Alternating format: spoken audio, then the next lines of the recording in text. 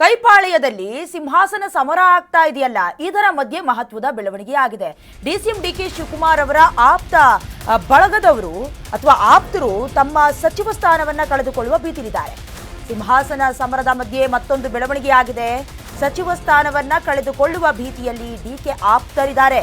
DK ಆಪ್ತರಿಗೆ CM Siddu ಸಂಪುಟದಲ್ಲಿ coke ಖಚಿತನ. ಹಾಗಾದ್ರೆ ಸಚಿವ ಸ್ಥಾನ ತಪ್ಪುವ ಭೀತಿಯಲ್ಲಿ ಡಿಕೆಗೆ ಜೊತೆಯಾದ್ರ ಅಂತ ಹೈಕಮಾಂಡ್ಗೆ ಸಲ್ಲಿಕೆಯಾದ ವರದಿಯಲ್ಲಿ ಡಿಕೆ ಆಪ್ತರಿಗೆ ಶಾಕ್ ಏನಾದ್ರೂ ಕಾದಿದ್ಯಾ ಅಂತ. ಯಾಕಂದ್ರೆ ಈ ಹಿಂದೆ ಕೂಡ ಇಕ್ಬಾಲ್ ಹುಸೇನ್ ಸೇರಿದಂತೆ ಮುಂದಿನ ದಿನದಲ್ಲಿ ಡಿಸಿಎಂ ಡಿಕೆ ಶಿವಕುಮಾರ್ ಅವರು ಸಿಎಂ ಆಗಬೇಕು, ಪಕ್ಷವನ್ನ ಸಂಘಟನೆ ಮಾಡೋದಕ್ಕೆ, ಪಕ್ಷದ ಬಲವರ್ಧನೆಗೆ ಅವರ ಕಾಂಟ್ರಿಬ್ಯೂಷನ್ ಬಹಳ ದೊಡ್ಡದು ಅಂತ ಹೇಳಿದ್ದಾಯ್ತು. ಅವರಿಗೆ ಶಿಸ್ತು ಸಮಿತಿಯಿಂದ ನೋಟಿಸ್ ಕೂಡ ಕೊಟ್ಟಿದ್ರು. ಅಲ್ಲಿಗೆ ಸೈಲೆಂಟ್ ಆದ್ರ ಕುಣಿಗಲ್ ರಂಗನಾಥ್ ಸೇರಿದಂತೆ ಕೆಲವೊಂದಷ್ಟು ನಾಯಕರು ಕೂಡ ಡಿಸಿಎಂ ಡಿಕೆ ಶಿವಕುಮಾರ್ ಅವರ ಪರವಾಗಿ ಬ್ಯಾಟಿಂಗ್ ಅನ್ನ ಬೀಸ್ತಾನೆ ಹೋಗ್ತಾ ಇದ್ರು. ಜೊತೆಗೆ 136 ಶಾಸಕರು ನನ್ನ ಬೆಂಬಲಕ್ಕೆ ನಿಂತ್ಕೊಂಡಿದ್ದಾರೆ ಅನ್ನುವಂಥ ಸ್ಫೋಟಕ ಮಾಹಿತಿಯನ್ನು ಹೊರಹಾಕಿದ ನಂತರದಲ್ಲಿ ಸಿದ್ದರಾಮಯ್ಯ ಅವರು ಕೂಡ ತಾವೇನು ಸುಮ್ಮನೆ ಕುಳಿತುಕೊಳ್ಳಿಲ್ಲ. ಇಂಟೆಲಿಜೆನ್ಸ್ ನ ಮೂಲಕ ಮಾಹಿತಿಯನ್ನ ಪಡ್ಕೊಂಡ್ರು, ವರದಿಯನ್ನ ಕಲೆಕ್ಟ್ ಮಾಡ್ಕೊಳ್ಳುವ ಕೆಲಸ ಆಯಿತು. ಅದಾದ ನಂತರದಲ್ಲಿ ಹೈಕಮಾಂಡ್ಗೂ ಕೂಡ ಈ ರಿಪೋರ್ಟ್ ಅನ್ನ ಪಕ್ಕಾ ಕಳಿಸಿರ್ತಾರೆ. ಹಾಗಾಗಿ ಏನಾದ್ರೂ ನಾಳೆ ನಡೆಯುವ ಸಭೆಯಲ್ಲಿ ಈ ವಿಚಾರ ಚರ್ಚೆ ಆದ್ರೆ ಡಿಸಿಎಂ ಡಿಕೆ ಶಿವಕುಮಾರ್ ಅವರ ಜೊತೆಲಿರುವ ಆಪ್ತರಿಗೆ ಏನಾದ್ರೂ ಸಮಸ್ಯೆ ಎದುರಾಗತ್ತಾ, ಕೋಪ್ ಕೊಟ್ಬಿಡ್ತಾರಾ ಅಂತ. ಈ ಹಿಂದೆ ಸಚಿವರ ಜೊತೆ ಸಿಎಂ 1-to-1 ಸಭೆಯನ್ನ ನಡೆಸಿದ್ರು. ಸಭೆಯ ವೇಳೆ ಸೂಚನೆ ಕೊಟ್ಟಿದ್ದ ಸಿಎಂ ಸಿದ್ದರಾಮಯ್ಯ. ಸಿಎಂ ಸೂಚನೆಯಂತೆ ಕೆಲವೊಂದಿಷ್ಟು ಸಚಿವರು ಬೇಸರವನ್ನ ವ್ಯಕ್ತಪಡಿಸಿದ್ರು. ಡಿಕೆ ಸಿಎಂ ಮಾಡಿ ಸಚಿವ ಸ್ಥಾನವನ್ನ ಉಳಿಸಿಕೊಳ್ಳುವ ರಣತಂತ್ರವನ್ನ ಕೆಲ ಶಾಸಕರು ವ್ಯಕ್ತಪಡಿಸಿದ್ರು. ಹೀಗಾಗಿ ನಾಯಕತ್ವದ ಚರ್ಚೆಯ ವೇಳೆ ಡಿಸಿಎಂ ಡಿಕೆ ಶಿವಕುಮಾರ್ಗೆ ಸಪೋರ್ಟ್ ಕೂಡ ಮಾಡಿದ್ರು. ಗುಪ್ತವಾಗಿ ಡಿಕೆ ಪರ ನಿಂತಿದ್ದ ಸಚಿವರಾದ ಮಾಂಕಾಳ್ ವೈದ್ಯ, ಚೆಲುವರಾಯಸ್ವಾಮಿ, ಮಧು ಬಂಗಾರಪ್ಪ ಹಾಗೆ ಎಂಸಿ ಸುಧಾಕರ್ ಮಿನಿಸ್ಟರ್ ಪೋಸ್ಟ್ ಅನ್ನ ಕಳೆದುಕೊಳ್ಳುವ ಭೀತಿಯಲ್ಲಿ ಡಿಕೆ ಆಪ್ತರಿದ್ದಾರೆ. ಅಂದ್ರೆ ಶಾಸಕರು ಒಂದು ಕ್ಷೇತ್ರದಲ್ಲಿ 2 ಬಾರಿ ಅಥವಾ 3-4 ಬಾರಿ ಗೆದ್ರೆ ಅವರಿಗೆ ಮಿನಿಸ್ಟರ್ ಸ್ಥಾನದ ಆಕಾಂಕ್ಷಿಗಳು.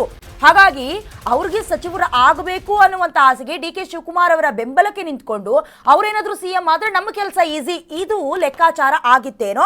ಆದ್ರೆ ಸದ್ಯದ ಮಟ್ಟಿಗೆ ಸಿದ್ದರಾಮಯ್ಯ ಅವರೇ ಮುಂದುವರೆದ್ರೆ ಈ ಎಲ್ಲಾ ಲೆಕ್ಕಾಚಾರ ಉಲ್ಟಾ ಆಗುವ ಸಾಧ್ಯತೆ. ಇನ್ನಷ್ಟು ಡೀಟೇಲ್ಸ್ ಅನ್ನ ಕೊಡ್ತಾ ಹೋಗ್ತಾರೆ. ನಮ್ಮ ಜೊತೆ ದೂರವಾಣಿ ಸಂಪರ್ಕದ ಮೂಲಕ ಜಾಯ್ನ್ ಆಗಿ ನಮ್ಮ ಪ್ರತಿನಿಧಿ ಕಿರಣ್ ಕಾನ್ಮನೆ. ಕಿರಣ್, ಈಗಾಗಲೇ ಒಂದು ಕಡೆ CWC ಮೀಟಿಂಗ್ಗೆ ಸಿಎಂ ಸಿದ್ದರಾಮಯ್ಯ ಅವರು ಇವತ್ತು ಹೊರಡ್ತಾರೆ, ಒಂದು ಕಡೆ ಆಹ್ವಾನ ಇಲ್ಲ ಡಿಸಿಎಂ ಡಿಕೆ ಶಿವಕುಮಾರ್ಗೆ. ಈಗಲೇ ಲಬ್ ಡಬ್ ಶುರುವಾಗಿದೆ. ಅಂದ್ರೆ ಅವರ ಆಪ್ತರಿಗೆ ಏನಾದ್ರೂ ಕೋಕ್ ಕೊಡುವ ಸಾಧ್ಯತೆ ಇದೆಯಾ? ಪುನರ್ರಚನೆಯ ವಿಚಾರ ಮಾತನಾಡಿದ್ರೆ ಏನಿದೆ ಡೀಟೇಲ್ಸ್ ಕಿರಣ್?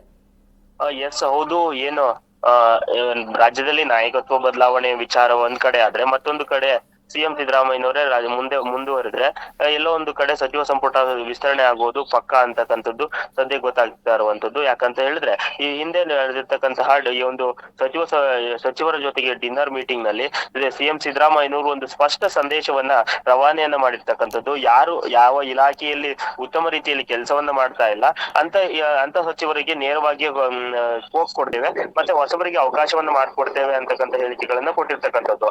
ಯಾಕಂದ್ರೆ ಕೆಲವಷ್ಟು ಸಚಿವರಿಗೆ ಇದು ಎಲ್ಲೋ ಒಂದು ಕಡೆ ಅಸಮಾಧಾನವನ್ನ ಸಹ ಕಾರಣ ಆಗಿರ್ತಕ್ಕಂಥದ್ದು. ಅದರಲ್ಲಿ ಬಹಳ ಪ್ರಮುಖವಾಗಿ ಶಿಕ್ಷಣ ಸಚಿವರಾಗಿರ್ತಕ್ಕಂಥ ಮಧು ಬಂಗಾರಪ್ಪನವರಾಗಿರ್ಬೋದು, ಮತ್ತೆ ಉನ್ನತ ಶಿಕ್ಷಣ ಸಚಿವರಾಗಿರ್ತಕ್ಕಂಥ ಎಂಸಿ ಸುಧಾಕರ್ ಆಗಿರ್ಬೋದು, ಮತ್ತೆ ಏನು ಕೃಷಿ ಸಚಿವರಾಗಿರ್ತಕ್ಕಂಥ ಚೆಲುವರಾಯಸ್ವಾಮಿ ಆಗಿರ್ಬೋದು, ಮತ್ತೆ ಮೀನುಗಾರಿಕಾ ಇಲಾಖೆ ಸಚಿವರಾಗಿರ್ತಕ್ಕಂಥ ಮಂಕಾಳ ವೈದ್ಯ ಆಗಿರ್ಬೋದು, ಈ ಎಲ್ಲ ಸಚಿವರುಗಳು ಸಹ ಈಗ ಎಲ್ಲೋ ಒಂದು ಕಡೆ ಸಚಿವ ಸ್ಥಾನದ ಕಳೆದುಕೊಳ್ಳುವ ಭೀತಿಯಲ್ಲಿ ಇರ್ತಕ್ಕಂಥದ್ದು. ಇದು ಕೇವಲ ಸಿದ್ದರಾಮಯ್ಯನವರೇ ಮುಂದಿನ ಸಿಎಂ ಆಗಿ ಮುಂದುವರೆದ್ರೆ ಈ ಎಲ್ಲ ಸಚಿವ ಸಂಪುಟ ವಿಸ್ತರಣೆ ಆದಂತ ಸಂದರ್ಭದಲ್ಲಿ ಈ ಎಲ್ಲ ಸಚಿವರುಗಳು ಸಚಿವ ಸ್ಥಾನವನ್ನ ಕಳೆದುಕೊಳ್ಳುವಂತಹ ಭೀತಿಯಲ್ಲಿ ಇರ್ತಕ್ಕಂಥದ್ದು. ಈ ಸಚಿವರುಗಳು ಸದ್ಯ ಎಲ್ಲೋ ಒಂದು ಕಡೆ ಸಿಎಂ ಬಣದಿಂದ ನೇರವಾಗಿ ಡಿಸಿಎಂ ಬಣಕ್ಕೆ, ಅಂದ್ರೆ ಡಿಸಿಎಂ ಡಿಕೆ ಶಿವಕುಮಾರ್ ಅವರ ಬಣಕ್ಕೆ ಶಿಫ್ಟ್ ಆದಂತೆ ಕಾಣ್ತಾ ಇದೆ. ಆದ್ರೆ ಮುಂದಿನ ದಿನಗಳಲ್ಲಿ ಡಿಸಿಎಂ ಡಿಕೆ ಶಿವಕುಮಾರ್ ಅವರು ರಾಜ್ಯದ ಸಿಎಂ ಆಗಿ ಬದಲಾದ್ರೆ ಅಂತ ಸಂದರ್ಭದಲ್ಲಿ ಡಿಸಿಎಂ ಬಣದಲ್ಲಿ ಗುರುತಿಸಿಕೊಂಡಂತಹ ನಾಯಕರುಗಳು ಮುಂದೆ ಸಚಿವರಾಗಿ ಮುಂದುವರಿಯುವಂತಹ ಎಲ್ಲಾ ಸಾಧ್ಯತೆಗಳು ಇರುವುದರಿಂದಾಗಿ ಎಲ್ಲೋ ಒಂದು ಕಡೆ ಗುಪ್ತವಾಗಿ ಡಿಸಿಎಂ ಡಿಕೆ ಶಿವಕುಮಾರ್ ಅವರಿಗೆ ಸಪೋರ್ಟ್ ಮಾಡ್ತಾ ಇರುವಂತದ್ದು ಸದ್ಯಕ್ಕೆ ರಾಜಕೀಯ ವಲಯದಲ್ಲಿ ಚರ್ಚೆಯನ್ನ ಮಾಡ್ತಾ ಇದೆ. ದಯನಾ, ಥ್ಯಾಂಕ್ ಯು ಕಿರಣ್, ನಿಮ್ಮೆಲ್ಲ ಡೀಟೇಲ್ಸ್ಗಾಗಿ. ಈಗಾಗಲೇ DCM DK ಶಿವಕುಮಾರ್ ಅವರ ಜೊತೆಗೆ ಕಾಣಿಸ್ಕೊಳ್ತಾ ಇದ್ದ ಶಾಸಕರಿಗೆ ಯಾವ ರೀತಿ ಬಿಸಿ ಮುಟ್ಟಿಸ್ತಾರೆ ಅಥವಾ ಅವರನ್ನ ರಿಪೇರಿ ಮಾಡುವ ಕೆಲಸ ಆಗತ್ತಾ? ಯಾಕಂದ್ರೆ ACC ಅಧ್ಯಕ್ಷರು ಮೊದಲೇ ಒಂದು ಎಚ್ಚರಿಕೆಯನ್ನು ಕೊಟ್ಟಿದ್ರು, ಬಾಯಿ ಮುಚ್ಕೊಂಡು ನಿಮ್ ಕೆಲಸ ಮಾಡಿ ಅಂತ. ಅದಕ್ಕೆ ಎಲ್ಲೋ ಒಂದು ಕಡೆ ಬ್ರೇಕ್ ಹಾಕಿ ಅಥವಾ ಅದನ್ನ ಬ್ರೇಕ್ಔಟ್ ಮಾಡೋದ್ರ ಮೂಲಕ ಮತ್ತೆ ಮಾಧ್ಯಮದ ಮೂಲಕ ಅಥವಾ ಅವರವರಾಗಿ ಗುಪ್ತವಾಗಿ ಚರ್ಚೆ ಮಾಡೋದು, ಡಿನ್ನರ್ ಪಾಲಿಟಿಕ್ಸ್ ಅಂತೂ ಕೇಳೋದೇ ಬೇಡ, ಆ ಮಟ್ಟಿಗೆ ನಡೆದಿತ್ತು. ಅದೆಲ್ಲದಕ್ಕೂ ಬ್ರೇಕ್ ಬೀಳುತ್ತಾ, ಕೋಕ್ ಕೊಡ್ತಾರಾ? ನಾಳೆ ನಡೆಯುವಂತ CWC ಮೀಟಿಂಗ್ ನಲ್ಲಿ ಇದೆಲ್ಲ ಚರ್ಚೆ ಆಗತ್ತಾ? ಎಲ್ಲವೂ ಕೂಡ ಪ್ರಶ್ನೆ.